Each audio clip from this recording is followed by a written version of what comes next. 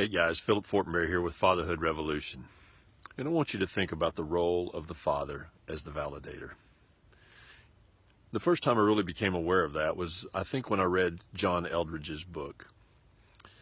And his book is Wild at Heart. It's a great read, guys. You really need to read that book. But it's where the first time I really became aware of looking at the role of the father as a validator. So I want you to know that if you don't validate your children, they're going to fall into the trap that I fell in as a young man, a teenager, and then even on up into my years. I kept on trying to gain my father's attention because I'd never received his validation. And I think in his defense, he couldn't give what he himself did not have. But nonetheless, he didn't give what I needed. And so I was always trying to prove myself. And I spent so much of my life trying to prove myself to a man who just wasn't there. He just wasn't capable of giving what I needed, but that doesn't change the fact that I needed it, nor does it change the fact that it was his job to give it to me. Excuse me. So I want you to think about that, the role of the validator. As a boy, I was doing everything, trying to gain my father's attention. While I played football, I was the defensive captain on our football team. And then I quit that because my dad never came. And I also had a couple of concussions.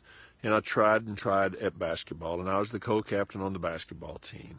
And no matter how many points I scored or how good a game I played, my dad was never there, but I would see all the other kids' dads there.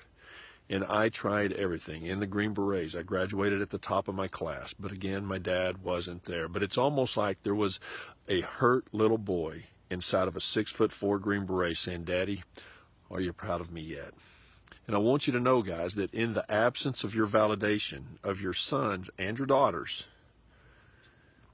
I want you to know that they're going to be left trying to prove that you love them, trying to prove that you should spend time with them, trying to prove. If you don't give them that validation, they're going to be left trying to prove it. And if they can't get it from you, they're going to go look somewhere else for it. So guys, it is a part of your job to validate your daughters, have what it takes to be chosen, cherished, and loved, and to validate your sons that they have what it takes to be a man. And you can do it, guys. You need to do it. Your children need you to do it. And if you don't do it, they're going to be left doubting it. Now, I want to remind you of the story of Jesus on the cross. For the first time since eternity began, whenever he cried out, my God, why hast thou forsaken me?" For the first time since eternity began, his Father did not answer him. Why?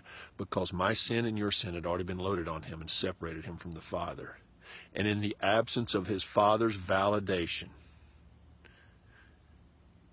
death reigned.